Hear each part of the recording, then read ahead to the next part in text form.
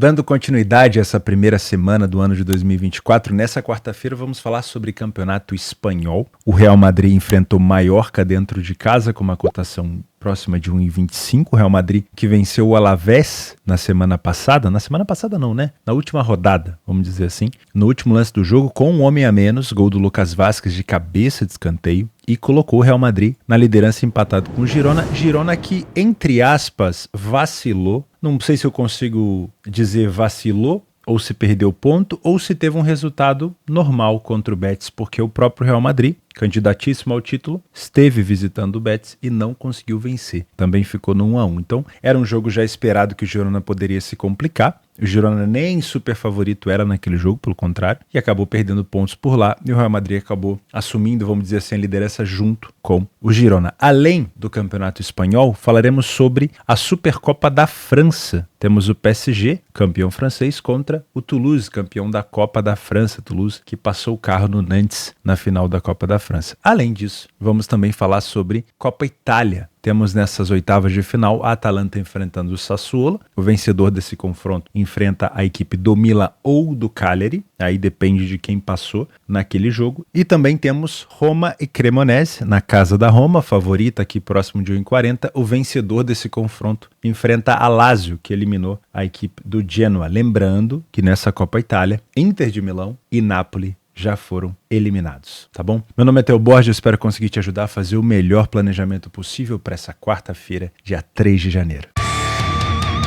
Começamos às 15h15 no jogo do Real Madrid com o Mallorca. O Real Madrid é super favorito aqui com uma cotação próxima de 1,25. O Real não perdeu nas últimas 10 partidas, marcou nas últimas 9 e ganhou em 8. Vamos dar uma olhada em quem o Real Madrid tropeçou, se é que dá para chamar assim. Betis, fora de casa, também tropeçou aqui ou perdeu pontos aqui o Girona. E 0-0 com o Vallecano em casa. Tá? De resto, uma tabela verdinha do Real Madrid aqui com muita soberania. O Mallorca, nos últimos jogos, vem de 6 partidas sem derrotas. Olha que curioso. E quando a gente filtra fora de casa, temos 2 vitórias, 2 derrotas e 1 empate. Fora de casa fica um pouco mais nivelado, mas quando a gente olha para o cenário de momento, que eu valorizo muito, dá para ver que o Mallorca vem num momento bem interessante, ou pelo menos de muita confiança. Né? O problema é que fora de casa, as equipes que ele perdeu ponto, né, ou que acabou perdendo o jogo, foi para equipes grandes e fortes, como é o caso do Real Madrid. Né? Atlético de Madrid, Real Betis. Então, não sei se o Mallorca, mesmo num momento muito bom, consegue segurar o Real por aqui. Utilizando o nosso PDF de apoio, perceba a diferença de iniciativa. Real Madrid sai mais na frente do placar. A diferença de gols marcados, né? O Real Madrid falha pouquíssimo em marcar dentro de casa. Já o Mallorca tem mais dificuldade. Chega a uma média de 1 gol por jogo, mas tem mais dificuldade. E defensivamente, nós temos a maior discrepância. O Real Madrid sofreu 0,5 de média e o Mallorca quase 1,7. Tá? O primeiro tempo do Real Madrid também é tudo que a gente precisa. Muitas vitórias, poucas derrotas, poucos gols sofridos e muitos gols marcados. Bem mais gols marcados do que o adversário e bem menos gols sofridos do que o adversário. O Mallorca sofreu 8 gols no primeiro tempo e não venceu nenhuma primeira etapa. Se o Real Madrid conseguir confirmar isso daqui, obviamente, para nós seria muito interessante. No segundo tempo continua muito bom. O Real Madrid amplia o seu poderio ofensivo, né? Dobra praticamente, mais que dobra, né? Em relação ao adversário. Continua mantendo um nível defensivo muito aceitável, reduz para 0 o nível de derrotas, aumenta o número de vitórias. E aqui nós temos a equipe do Mallorca marcando um pouco mais, até o dobro do que no primeiro tempo, mas continua tendo um número de derrotas mais alto e um número de vitórias mais baixo. Outra característica interessante do Real Madrid, e a gente viu isso contra o Alavés, é a bola aérea. Né? O Real Madrid utilizou esse fundamento do escanteio e do gol de cabeça para poder abrir o placar e vencer o jogo. Nos critérios de momentos de gols, olha que curioso. A gente não pode dar tanta importância para o tamanho dessa porcentagem aqui de gols sofridos, porque o Real Madrid só sofreu 4 gols. Por isso que fica uma porcentagem alta. Então a gente pode olhar mais aqui para os momentos de gols marcados. E o Real Madrid acelera bastante do final do primeiro tempo para o meio do segundo. Né? É um momento onde o Real Madrid tem uma aceleração muito boa. Já o Mallorca sofreu gol em quase todos os momentos, principalmente no meio do segundo tempo. É um time que tenta agredir mais no finalzinho e essa agressão, dependendo do cenário, pode oferecer espaço aqui para o Real Madrid. Se você é um trader, temos um primeiro tempo e um segundo tempo de almanaque. O que o Real Madrid precisa para me colocar e te colocar dentro do mercado? confirmar isso, né? Então, vamos chegar no mercado com uma expectativa, temos uma direção, né? Mais ou menos assim com a mão no mouse aqui já com o dedo em cima sem clicar e vamos esperar a confirmação para poder adentrar o mercado e aproveitar esse back favorito no primeiro tempo do Real Madrid e, obviamente, aproveitar a estabilidade do mercado. Não esquece, quer aprender mais sobre trade esportivo nesse ano de 2024? Faça o meu curso gratuito aqui embaixo. Aproveita o novo bônus da Betfair com um reembolso de até R$200. Não tem rollover, não tem pegadinha. O William vai deixar aqui um cardzinho para você aprender esse bônus. Tá? Não esquece, se quiser se tornar membro do canal, tem bastante conteúdo aqui em 2024 para quem é membro. Já fiz um vídeo mostrando o meu resultado do mês de dezembro, comentando como que eu cheguei naquilo ali, mostrando para você um pouco da realidade do trade. Então, aconselho você também a assistir esse conteúdo se você já é membro. Se não é, fica o convite para você, tá? Se você é um punter por aqui, é jogo pro Real Madrid vencer? Sim.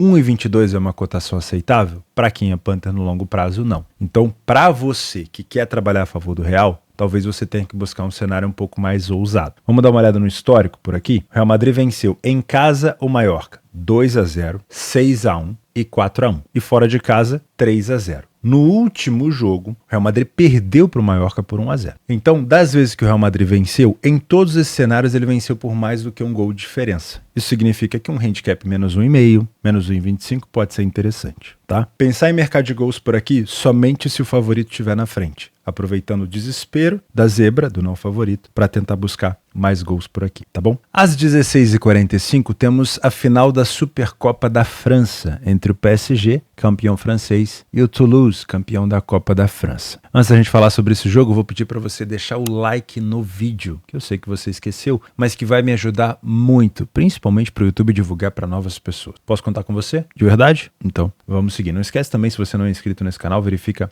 a sua inscrição, ativa o sininho de notificação e seja muito bem-vindo a esse conteúdo sobre trade esportivo que pretende permanecer aqui nesse ano de 2024 firme e forte com vocês, tá bom? O PSG, ele é um time hoje na França, ele é imbatível, tá? O que prejudica essa invencibilidade? Necessidade, vontade. Eu, com toda a sinceridade do mundo, provavelmente deve fazer uns 2 anos que eu abandonei o barco do PSG. Ou seja, raramente nos meus planejamentos eu trago o PSG para comentar como opção. Porque é uma equipe que oscila muito no quesito vontade. A grande vontade do PSG é o que o Manchester City acabou de conquistar. Tudo.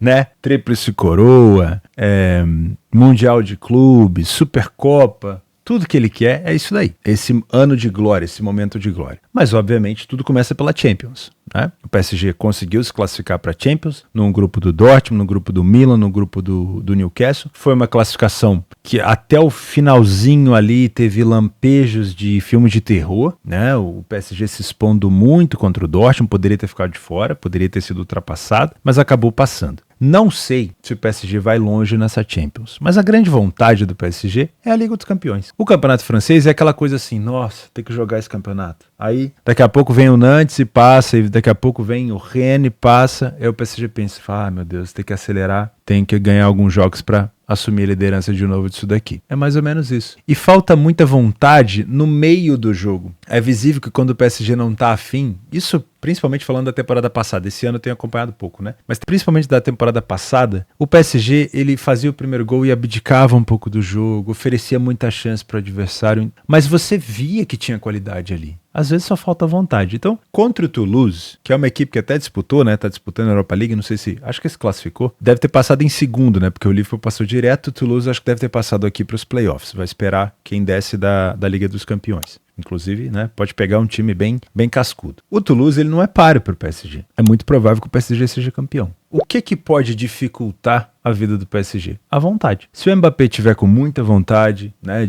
o Mbappé que fez aniversário há pouco tempo, tiver com vontade de vencer esse título, se os jogadores estiverem motivados nesse primeiro jogo do ano, né, tá no meio da temporada, mas é o primeiro jogo do ano, o PSG provavelmente vai passar o carro no Toulouse. Agora, se ele não estiver tão motivado assim, o Toulouse tem chance. O Toulouse, falando em passar o carro, passou o carro na final da Copa da França, se eu não me engano foi contra o Nantes. Então, não dá para duvidar de uma equipe que foi campeã da Copa da França, que o PSG não estava lá, tá? Então a minha dica por aqui é, não existe nada melhor para conferir essa necessidade ou essa vontade, esse interesse do PSG do que assistir o jogo ao vivo. Numa cotação de 1,25, ela exige um time mordendo na marcação, não deixando o Toulouse respirar, né? Esse jogo, pelo que eu tô vendo, é no Parque dos Príncipes, então é na casa do PSG. Eu achei que era num estádio mais neutro aqui, mas acho que é na casa do PSG. Tem tudo pro PSG ser campeão. Agora, para que eu entre nesse mercado aqui a favor do PSG no primeiro tempo, eu preciso de vontade. Isso aí eu só vou conseguir perceber no primeiro tempo. O que eu gosto das Copas, dos jogos únicos? Se o favorito estiver na frente do placar, você vai ter um Toulouse se expondo até o final, buscando um empate, e o PSG vai ter todo o campo para contra-atacar. E o PSG tem velocidade, principalmente com o Mbappé, para ser muito letal nos contra-ataques. Então, um cenário interessante para trabalhar nesse jogo é esperar o PSG ficar na frente. Por exemplo, 1-0, 2-1. No segundo tempo, a partir dos 70, 75, encontrou o Toulouse buscando uma recuperação de forma desesperada, desorganizada, dá para tentar buscar um over limit, buscando mais um gol por aqui. Desde que o PSG esteja, obviamente, com vontade de jogar e principalmente com vontade de contra-atacar. A vontade do PSG passa muito pelo Mbappé, que é um cara que resolve, né? Às vezes é um pouco até fominha. E se ele tiver com muita vontade, é bem provável que ele puna o Toulouse por aqui. Finalização do Mbappé, gol do Mbappé, pode ser interessante você trabalhar esse tipo de cenário. E eu gosto de pensar no mercado de gol se o PSG estiver na frente. Só vou me posicionar no back PSG por aqui no primeiro tempo, se essa vontade me for demonstrada, né? Porque comparação entre os dois clubes não tem, mas dá para equiparar na vontade. Se o PSG demonstrar pouca vontade, pode ter certeza que o Toulouse vai complicar a vida dele por aqui. Saindo da França, vamos falar sobre as oitavas de final da Copa Itália às 17 horas. A Roma recebe o Cremonese, a Roma da primeira divisão enfrenta o Cremonese na segunda divisão. O Cremonese, nesse momento, na segunda divisão, está na zona de playoff, na sexta colocação. E, curiosamente, é um dos melhores visitantes da competição, com apenas 2 derrotas. Pode ser um adversário complicadinho aqui para a Roma, que, como eu falei, quem passar nesse jogo aqui vai enfrentar a Lazio, que eliminou o Genoa por 1-0. Esse cenário do jogo da Lazio, onde o Genoa se segurou aqui para tentar uma classificação, mas acabou tomando um gol bem cedo, pode ser parecido com esse cenário da Roma, né?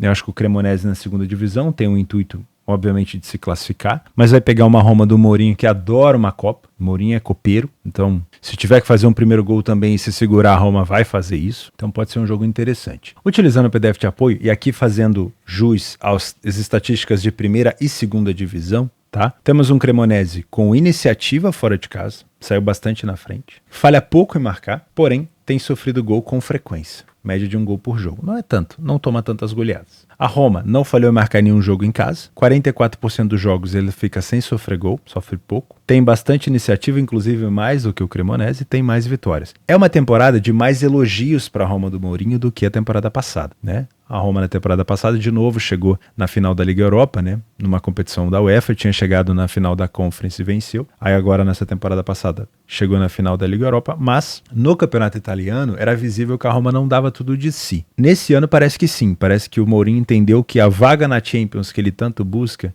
vai vir pela Série A e não talvez buscando uma Europa League, até porque esse ano tem o Liverpool por lá também, a situação está mais complicada. O primeiro tempo da Roma não é tão superior em relação ao Cremonese, 44% e 33% de vitória. A Roma perdeu um pouco menos do que o Cremonese, mas o número de gols marcados é parecido, o número de gols sofridos também. No segundo tempo, nós temos uma situação de novo muito igual. O número de vitórias segue parecido, o número de derrotas é idêntico, porém, nós temos aqui uma Roma acelerando ofensivamente, marcando bem mais gols do que na primeira etapa. No quesito bola aérea, a gente já conhece a Roma, é uma equipe muito forte nesse fundamento, tem jogadores altos, inclusive o Lukaku tem ajudado muito nisso, mas o Cremonese não tá de bobeira nesse fundamento, hein? Tem 7 gols de cabeça, 6 de escanteio, também é uma equipe que pode complicar a vida da Roma, e temos a aceleração nos minutos finais. A Roma marca muito a partir dos 80 minutos. Curiosamente, eu só vi esse tipo de estatística aqui nos jogos do Liverpool fora de casa. Mais de 50% dos gols marcados no finalzinho.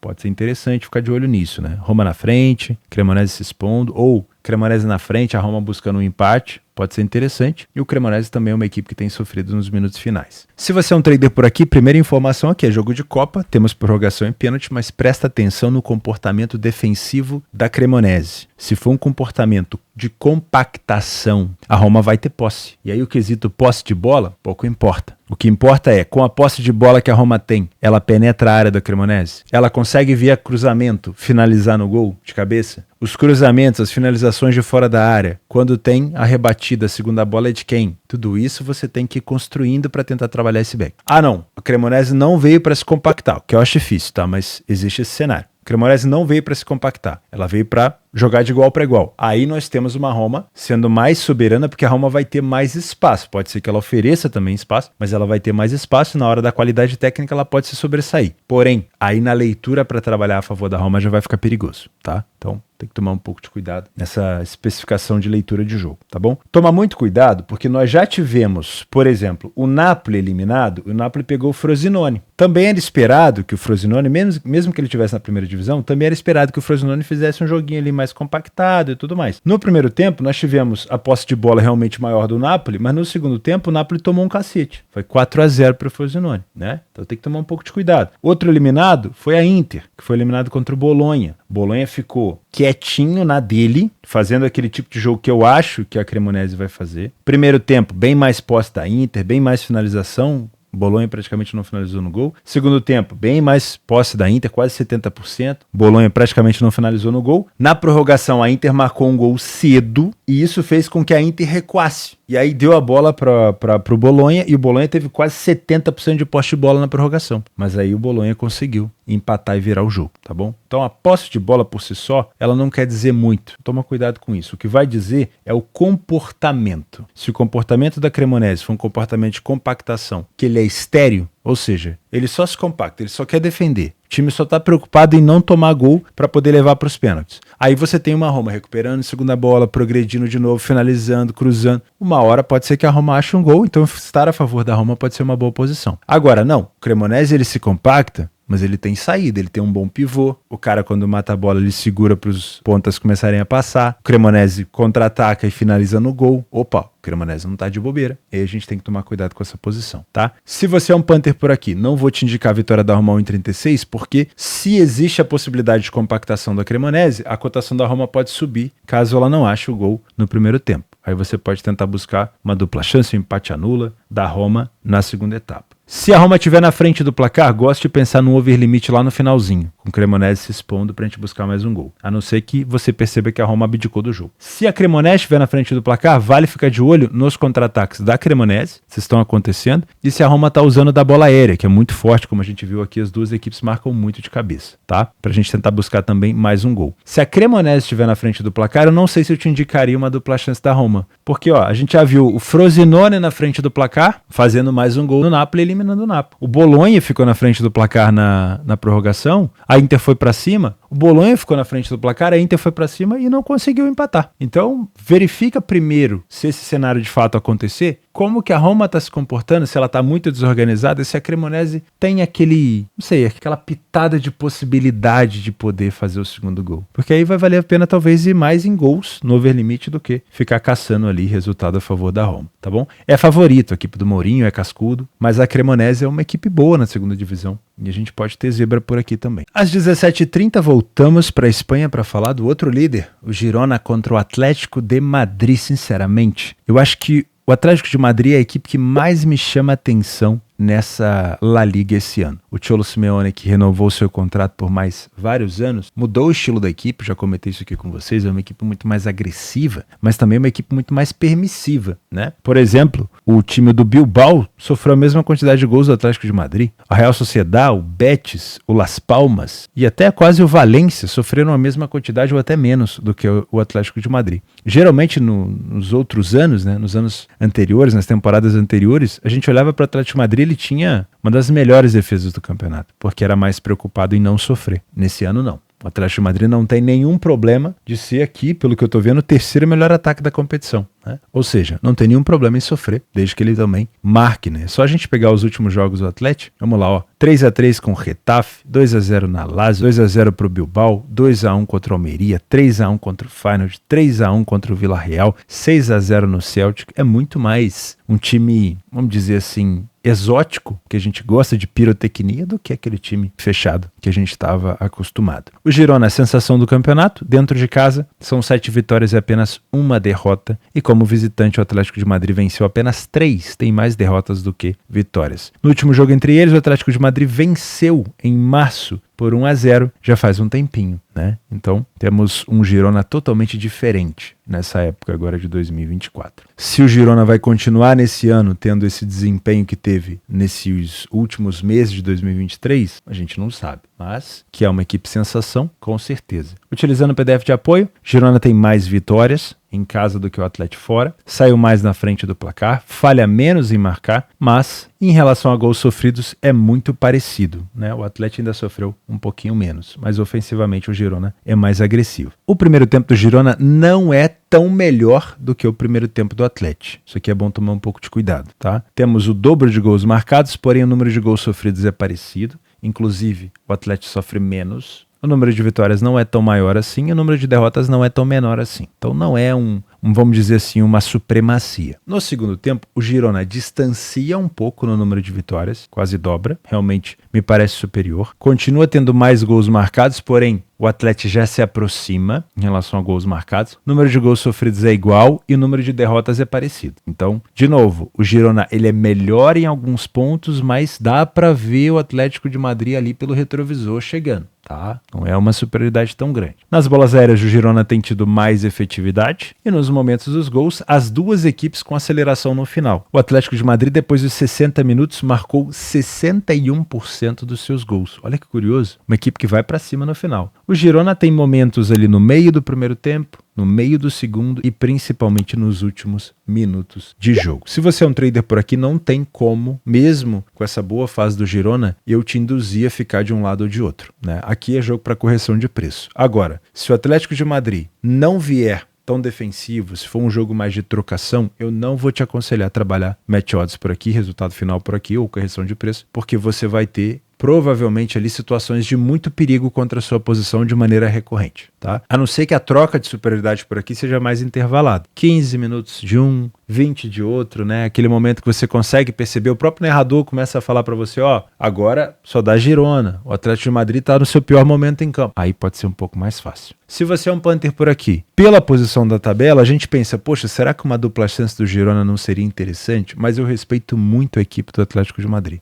Muito mesmo. E o histórico indica que o Girona tem tido bastante dificuldade contra o Atlético. Quando recebeu o Atlético de Madrid, 1-1 e 1-0 para o Atlético. Tá? Nos últimos jogos do Girona em casa, 3-0 no Alavés, 2-1 no Valência, 1-1 contra o Bilbao e 1-0 no Celta. Os últimos jogos do Atlético de Madrid fora, 2-0 para o Bilbao, 1-0 Barcelona e 3-1 contra o Feyenoord. Eu gosto muito de pensar num cenário de over 1,5, tá? E eu vou pensar nesse cenário não para essa cotação de 1,22. Eu vou pensar nesse cenário da seguinte maneira. Terminou 0-0 o primeiro tempo, assim que saiu o primeiro gol no segundo tempo, tentar buscar um over limite no final, aonde o Atlético de Madrid acelera muito e aonde o Girona costuma sofrer. É um cenário interessante. Outro cenário interessante. Teve um gol no primeiro tempo, mas não teve mais nenhum gol nesse meio termo. Lá para os 60, 70 minutos, o jogo começou a acelerar de novo, a equipe que está na frente está tentando buscar o contra-ataque. Também pode ser interessante isso daqui. Ou, se o jogo terminou empatado no primeiro tempo em 0-0 e não tivemos nenhum gol no segundo tempo até os 70, dá para tentar buscar um gol na partida com over limite também nesse cenário, porque o Girona sabe que o Real Madrid deve vencer o Mallorca e na verdade vai entrar em campo já sabendo do resultado do Real Madrid, e aí dependendo da situação vai causar no Girona ali aquele desespero. Pô, o Real Madrid venceu, ou o Real Madrid perdeu, quem sabe, preciso vencer para me distanciar, para me isolar na liderança, e aí esse desespero pode oferecer espaço, tá? Não duvido, e até o mercado não duvida também, porque tá com uma cotação mais baixa, de ambas marcam. Por quê? O momento do Girona é muito bom, de muita confiança, eles estão indo para cima de todo mundo. Meteu gol no Barcelona 4, né? Na casa do Barcelona.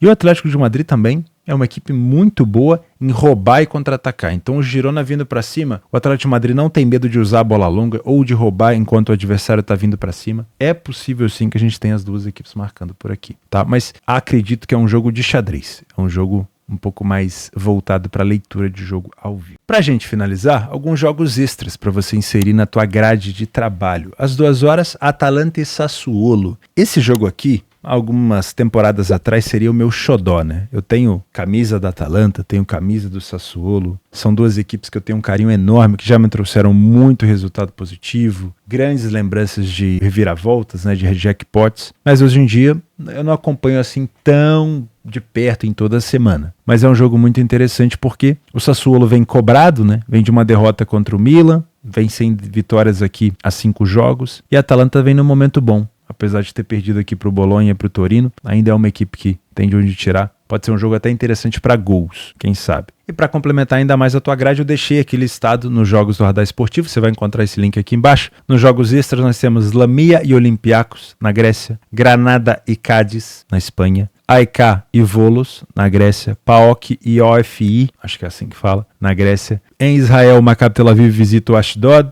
Também em Israel tem jogo fora de casa do Maccabi Haifa, né, os dois favoritos. Tem o Celta Vigo contra o Betis, isso aqui é jogo bom. Isso aqui é jogo de história. O Betis hoje tem mais qualidade, está melhor classificado, mas o Celta Vigo tem que ir para cima. E para finalizar, Panathinaikos contra o Giannina. Vou ficando por aqui. Não esquece de se inscrever no canal, deixar o like no vídeo, fazer o simples, não inventar moda. Principalmente nesse início de ano, você que prometeu preencher a sua planilha certinha. Já atualizei as planilhas aqui do canal de 2024, só pesquisar aí no meu canal, Planilha de Gestão de Banca. Tem a versão completa, tem a versão simplificada. Você vai conseguir encontrar todas as planilhas que você quer. Você que prometeu para Papai Noel e para Papai do Céu que você vai fazer direitinho esse ano. Então, faça direitinho, anote seus prejuízos, seus lucros, tem a metodologia, estude, tem um curso gratuito aqui embaixo. Tem vídeo de método aqui no canal, tem várias coisas para você. Tem caminho. Você que fica se envolvendo em bingo e em múltipla, tá? Mas tem caminho, tá bom? Um abraço, a gente se vê amanhã. Fica com Deus.